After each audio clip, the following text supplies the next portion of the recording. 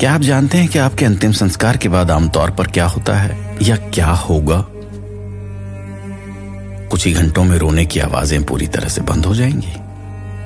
रिश्तेदारों के लिए खाना बनवाने और मंगवाने में जुट जाएगा पूरा परिवार। कुछ पुरुष सोने से पहले चाय की दुकान पर टहलने निकल जाएंगे। कोई रिश्तेदार आपके बेटे या बेटी से फोन पर बात करेगा कि इमरजेंसी की वजह से वो व्यक्तिगत रूप से नहीं आ पा रहा है। और तो और इधर आपका मृत शरीर चिता पर जल रहा होगा, उधर अंतिम विदाई देने आए लोगों में से कोई फोन पर किसी से बतिया रहा होगा, कोई व्हाट्सएप फेसबुक पर व्यस्त होगा, तो दूर झुंड बनाकर बैठे कुछ लोग घर, परिवार, व्यवसाय, खेल, इस तरह के विषयों पर चर्चा कर रहे होंगे। अगले दिन रात के खाने के बाद कुछ रिश्तेदार कम हो जाएंगे। कुछ लोग सब्जी में नमक कम था ऐसी शिकायत करते होंगे। भीड़ धीरे धीरे छंटने लगेगी। आने वाले दिनों में कुछ कॉल आपके फोन पर बिना ये जाने आ सकते हैं कि आप मर चुके हैं।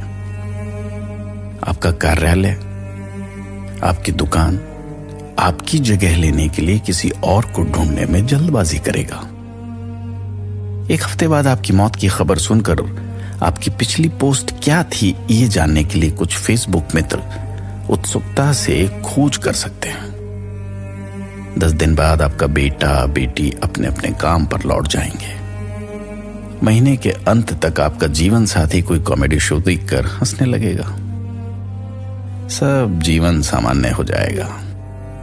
आपको इस दुनिया में आश्चर्यजनक गति से भुला दिया जाएगा। इस बीच आपकी प्रथम वर्ष पुण्यतिथि भव्य तरीके से मनाई जाएगी। पलक झपकते ही साल बीत गए और आपके बारे में बात करने वाला कोई नहीं है।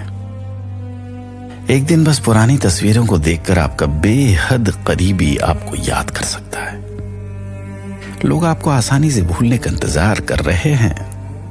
फिर आप किसके लिए दौड़ रहे हैं और आप किसके लिए चिंतित हैं? क्या आप अपने घर, परिवार, रिश्तेदार को संतुष्ट करने के लिए जीवन जी रहे हैं?